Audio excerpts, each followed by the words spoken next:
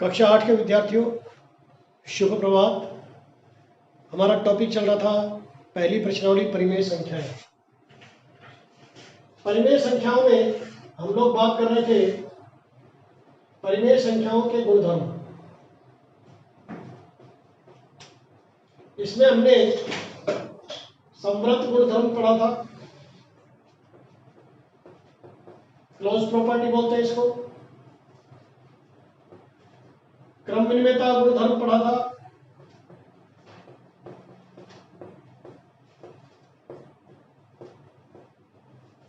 और अब पढ़ेंगे साहचर्य गुणधर्म। इसके बाद इन तीनों गुणधर्मों से संबंधित मैं आपको एक सारणी बनाऊंगा। आप उस सारणी को बढ़िया ढंग से अच्छी तरह याद करेंगे। साहचर्य गुणधर्म क्या होता है? साहचर्य का मतलब होता है सहभागिता। जैसे मान लीजिए तीन संख्याएं हैं, मैं योग में समझा रहा हूं पहले आपको परिमेय संख्याओं का योग में साहचर्य गुणधर्म। तो साहचर्य गुणधर्म सबसे पहले हम ले लें पूर्ण संख्या। मान लीजिए तीन संख्याएं 2 + 3 + 5। हमने 3 + 5 को साहचर्य कर दिया, एक साथ कर दिया है। यदि हम कोई और पेयर बनाएं कि 2 + 3 एक साथ और 5 अलग, तो क्या ये समान होगा? तो आपका निश्चित रूप से जवाब आएगा ये भी 10 और ये भी 10। आप प्राकृत संख्याओं के और पूर्ण संख्याओं के कितने भी उदाहरण लें, यही नियम प्राकृत के लिए होंगे, यही पूर्ण के लिए होंगे। प्राकृत एवं पूर्ण संख्याएं योग की संक्रिया में साहचर्य गुणधर्म का पालन करती है। अब आ जाइए प्राकृत एवं पूर्ण, ये दोनों के लिए ही है। केवल इसमें शून्य की संक्रिया बढ़ जाती है और शून्य की संक्रिया बढ़ने से दोनों की प्रॉपर्टी में कोई चेंज नहीं आता।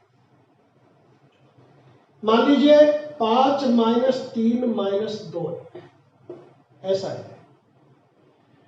क्या ये 5 - 3 - 2 के बराबर है? हमें ये देखना है। इसका आंसर क्या आएगा? 5 - 1 यानी कि 4। इसका आंसर क्या आएगा? 2 - 2 यानी कि 0। प्राकृत एवं पूर्ण संख्याएं व्यवकलन, कौन सी संक्रिया है? व्यवकलन यानी कि घटाव।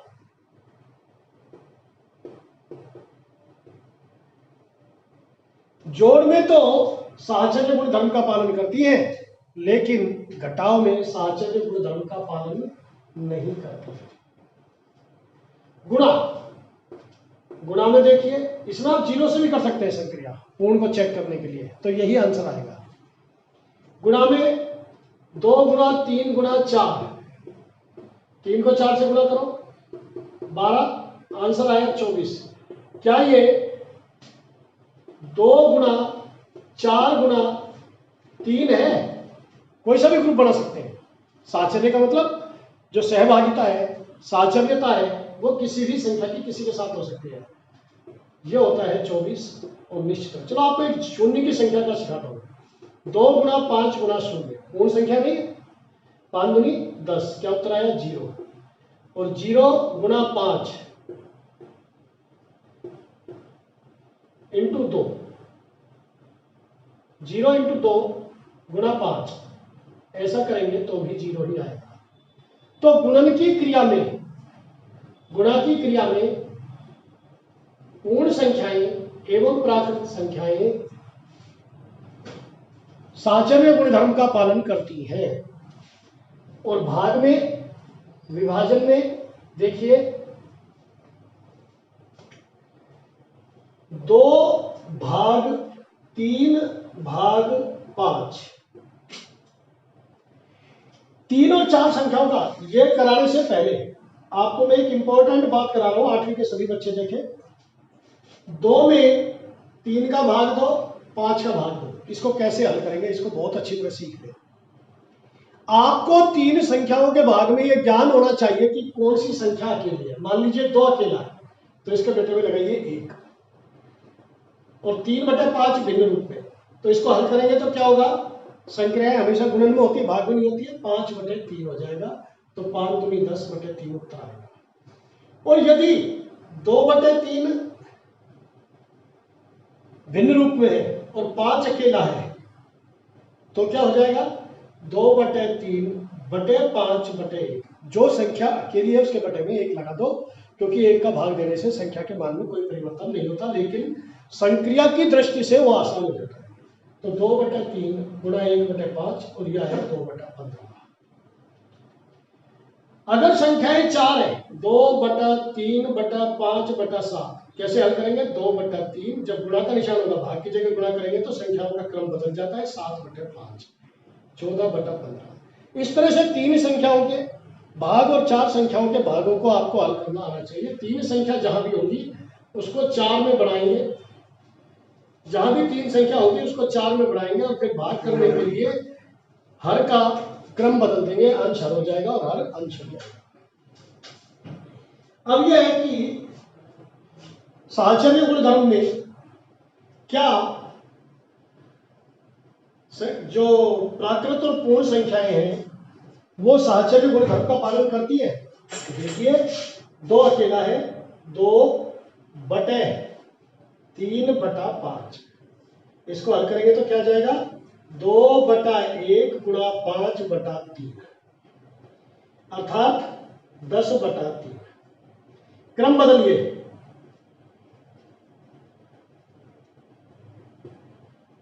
2/3 इनका साहचर्य कर दिया और 5 को अलग, ये देखेंगे है या नहीं है। तो देखिए 2/3 बटे अकेला आ गया 5, इसका मतलब हुआ ये। तो 2/3/5/1, तो इसको हल करेंगे तो 2/3 1/5, यह आया 2/15। क्या ये दोनों बराबर है, नहीं, इसलिए भाग के अंतर्गत प्राकृत और पूर्ण संख्याएं साहचर्य गुणधर्म का पालन नहीं करती। क्लियर? जैसे मैंने प्राकृत और पूर्ण सिखाया है, ऐसे ही आप पूर्णांक और भिन्न को भी कर सकते हैं। तो मैं अब आपको एक संयुक्त सारणी बनवाता हूं और ये सारणी आप याद भी रखेंगे और इनके एग्जाम्पल्स भी करेंगे। सवालों को सारणी के माध्यम से भी हल करेंगे और सारणी की सत्यता की जांच आप लोग करेंगे, यही आपका होमवर्क भी है। सत्यता की जांच कैसे करेंगे, अलग अलग उदाहरण लो और देखो कि जो सारणी मैंने बनवाई है वह सही है या नहीं है। तो देखिए ऐसे बनाएंगे सारणी,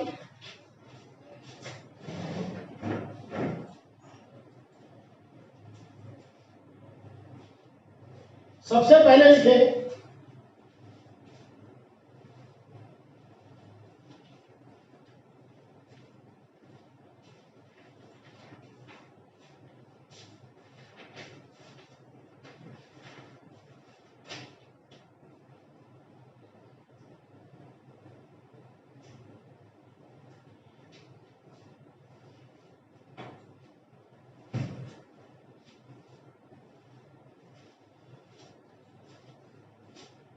योग व्यवकलन, योग व्यवकलन गुणा और भाग, गुणा और भाग,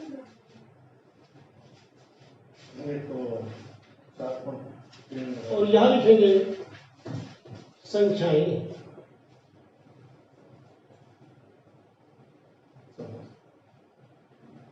गुणधर्म है समव्रत, कौन सा गुणधर्म कर रहे हैं हम, समव्रत।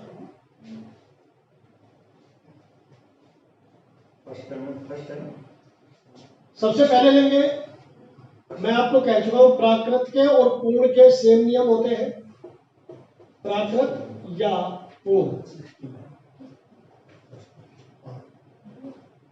मैं किताब वाले क्रम से ही आपको करवा देता हूं ताकि आपको आसानी रहेगी समझने में।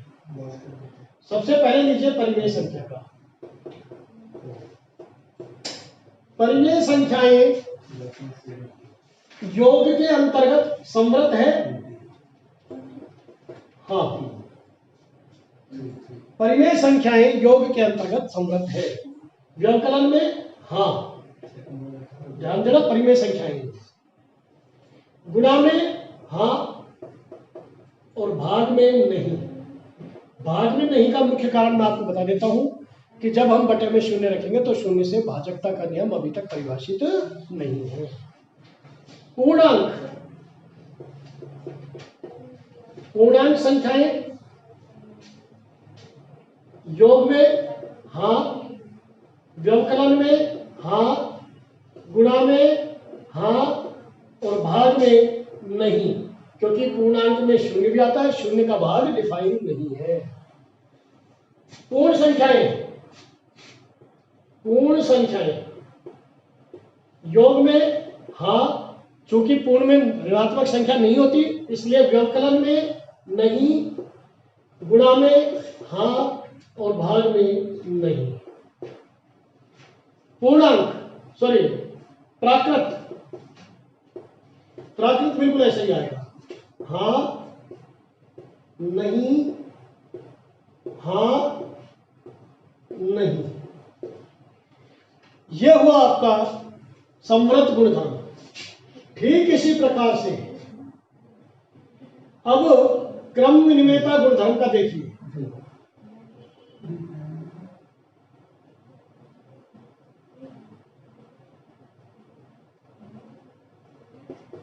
क्रम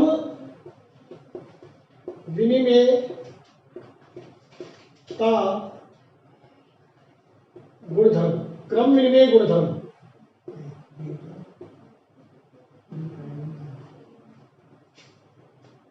शुरू करो। सबसे पहले परिमेय संख्याएं, परिमेय संख्याएं क्या क्रम विनिमय गुणधर्म का पालन करती है? क्रम विनिमय का मतलब मैंने आपको समझाया था, क्या होता है? क्रम बदलने पर मान नहीं बदलना चाहिए। तो योग में हाँ,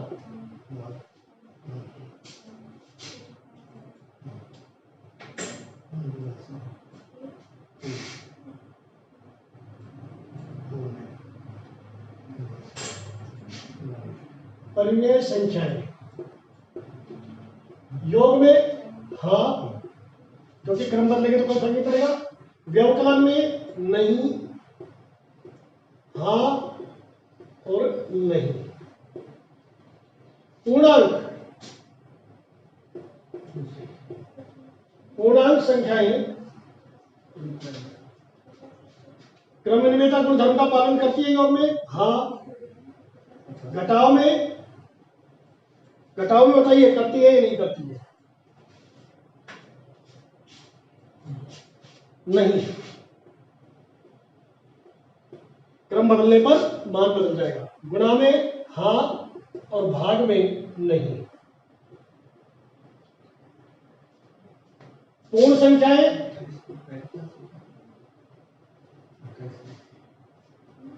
इनका भी यही रहेगा, हाँ नहीं, क्रम बदलेंगे तो फर्क पड़ेगा।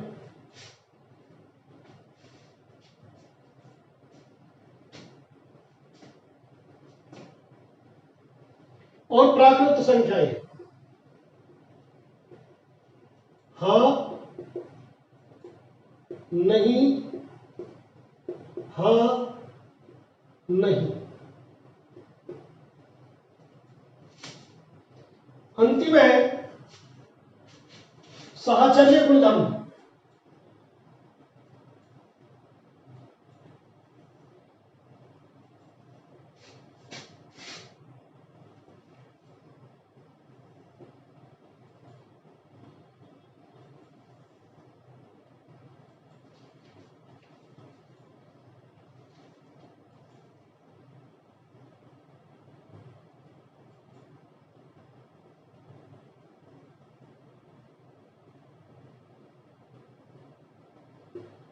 साहचर्य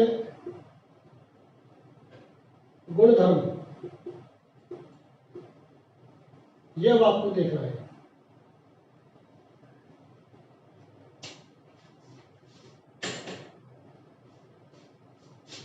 सबसे पहले परिमेय संख्याएं, अभी अभी समझाया था मैंने आपको।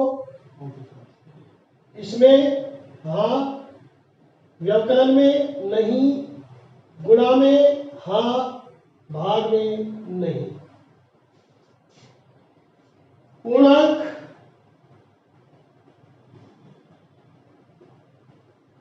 हाँ, नहीं, समझाया ना आपको डिटेल में अभी थोड़ी देर पहले।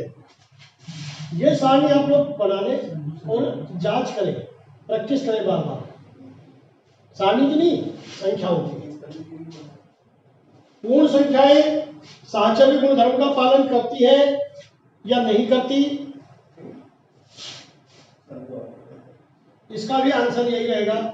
योग में तो हाँ, घटाव में नहीं, गुणा में हाँ और भाग में नहीं। और ठीक इसी प्रकार प्राकृत संख्याएं हाँ, नहीं, हाँ, नहीं। इस तरह से ये तीनों गुणधर्म की सारणी मैंने आपको समझा दी। अब है शून्य की भूमिका। शून्य की भूमिका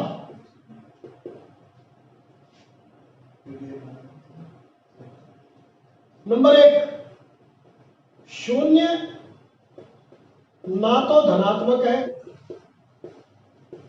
और ना ऋणात्मक है, इसलिए शून्य को किसी भी संख्या में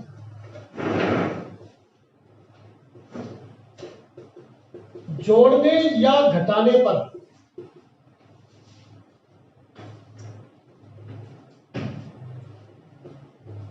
मान नहीं बदलता है।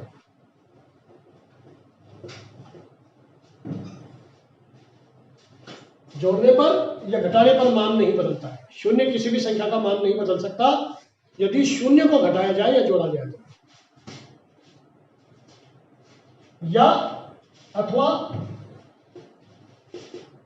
शून्य में किसी भी संख्या को केवल जोड़ने पर शून्य को किसी संख्या में जोड़ो या शून्य में किसी भी संख्या को जोड़ने पर भी मान नहीं बदलता है। अतः बहुत इंपॉर्टेंट है, शून्य योज्य तत्समक है। योज्य तत्समक, एडिटिव आइडेंटिटी, योज्य तत्समक, किसी भी संख्या का योज्य तत्समक होता है। पांचवा है एक की भूमिका। एक की भूमिका, एक की भूमिका के लिए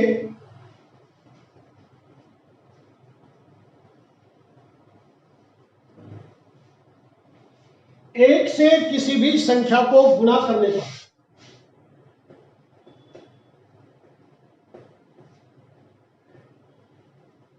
एक से किसी भी संख्या को गुणा करने पर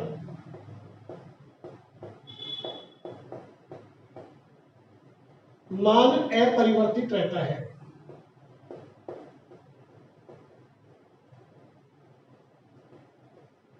अतः एक किसी भी संख्या के लिए गुणात्मक तत्समक है, मल्टीप्लिकेटिव आइडेंटिटी।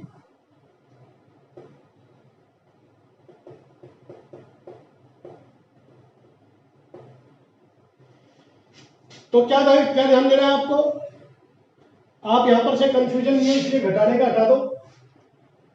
ये तो मैंने आपको सिखाने के लिए क्या था, शून्य को किसी भी संख्या में जोड़ो या शून्य में कोई संख्या जोड़ो, मान नहीं बदलता, इसलिए शून्य क्या हुआ, हर संख्या के लिए योज्य तत्समक। एक से किसी भी संख्या को गुणा करो या एक में किसी भी संख्या को गुणा करो, मान परिवर्तित नहीं होता, इसलिए एक क्या हुआ, गुणात्मक तत्समक। यह शून्य और एक की भूमिकाएं होगी।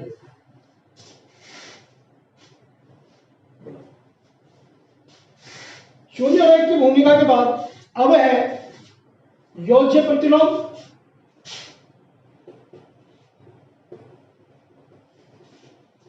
और गुणात्मक प्रतिलोम। कल से प्रश्नावली चालू हो जाएगी।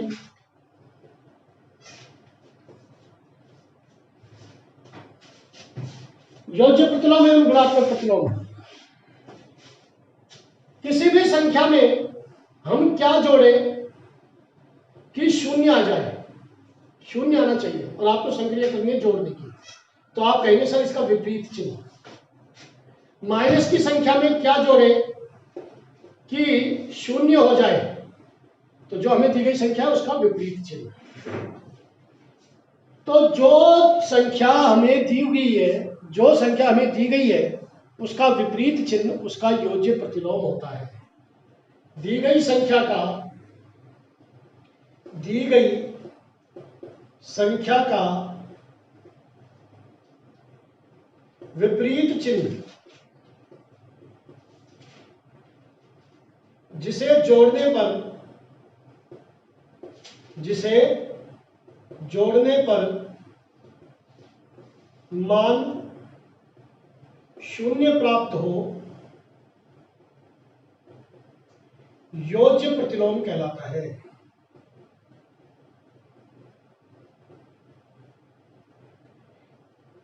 एक बटे तीन का योज्य प्रतिलोम क्या होगा, -1/3।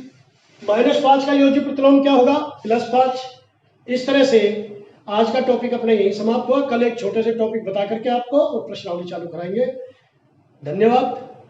खुश रहो, सुखी रहो और बढ़िया ढंग से पढ़ो और अपनी तैयारी अच्छी करो। Keep it up.